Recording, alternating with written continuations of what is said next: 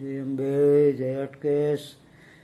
વૈરાગ્ય તથા અભ્યાસ એ બે પાંખોથી આપ નિર્વિકલ્પ સમાધિના શિખર પર ઉડીને જઈ શકો છો. એ બે પાંખો એક સરખી મજબૂત હોવી જોઈએ. જો વૈરાગ્ય દુર્બળ હશે તો શક્તિનો સ્ત્રાવ થશે ને ઇન્દ્રિયો ઉપદ્રવી બની જશે. આપ પતનને માર્ગે વળશો.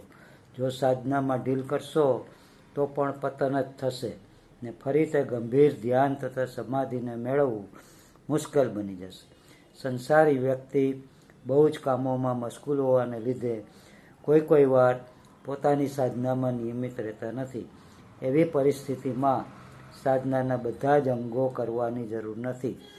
જ્યારે એને સગવડ હોય ત્યારે દિવસમાં એકવાર લેખિત જાપ કરી શકે છે.